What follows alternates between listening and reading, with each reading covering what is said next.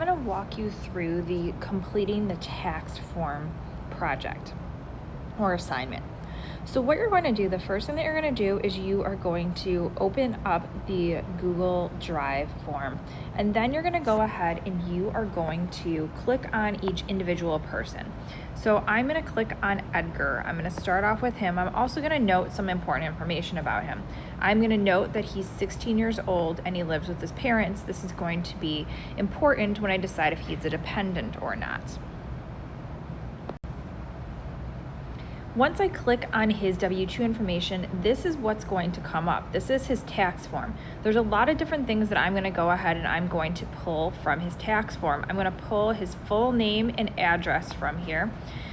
I would pull his social security number. If you want to write it down like this, that's totally fine. I also am going to be using some information later on. I'm going to be using his wages. I'm also going to be using how much taxes were withheld. So now I'm going to go ahead and I'm going to start using that information. I'm going to go ahead, I'm going to go into the notability file, and then I'm going to go ahead and I'm going to, or the file, and open it up in notability. And then I'm going to go ahead and start filling things in. So from that tax form, some of the information that we got, the W-2, we got his name, we got his address. We also know that since he's 16, he's a dependent. So a dependent is someone who is under 18 or is in college still. Then we're going to go ahead and we are going to pull his wages. And this is also from that W-2 form that we just looked at. Over here, we're going to go ahead and you're going to notice that there is a box and it gives you a bunch of information. This is from the actual assignment form. So it tells me that lines 2 through 7A are all going to be 0. So that's what I did. I went ahead and I filled those in with zeros right here. Then I'm going to skip 7B for a second, and I'm going to go ahead and I'm going to take a look at number 9. So this also tells me that it's 0. Number 9 is the tricky one. So it says over here that if they're single or married filing separately, so this is only if they're not a dependent, then I'm going to go ahead and I'm going to put in $12,200. But we know that Edgar is a dependent because he's only 16 years old. So I'm going to look at line 9 in this box over here, and it tells me to go ahead and add $350 to the line. So $350 is what I added here, because they are dependents.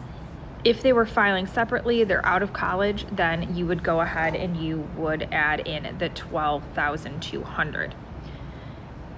So then I can go ahead, I can just follow what it's telling me to do. I can go ahead and I can subtract, and then I can go ahead and I can I can add these totals together. So I'm going to go ahead and I'm going to add that $350 to whatever his taxable income was, which was $5,505. That's where I get my 8B from. Then if I subtract those two numbers, I get the $350. I already know it's going to be $350. And so the taxable income is actually, for this person, is the amount of money that was on their tax form.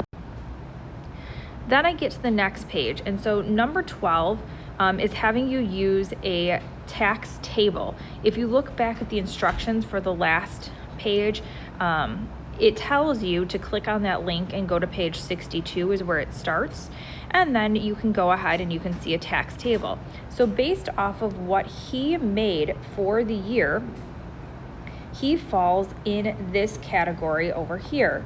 So I'm going to go ahead. Okay, he falls in right there, so that's where this $553 comes from. Then we're going back to his W-2 that we started off with at the beginning, and we saw that they took out, we want to know how much did they take out for taxes. They took out $336. And then I just kind of follow the rest of the rules. Again, these things we're putting in 0 for, so these lines where I have little lines could be 0. So he paid $336 in taxes.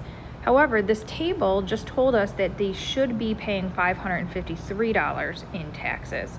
So I'm going to go ahead and I'm going to subtract And then that is going to give me this value right here, and that tells me how much he owes. Okay, so then I can go ahead at the top of the notability, there's the little chart, and it asks you how much do they owe or get a refund. And so I'm just gonna put owes 217 in Edgar's box.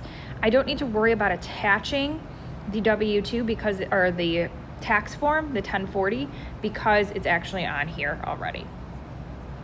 I hope this helps. If you have any further questions, feel free to send me an email.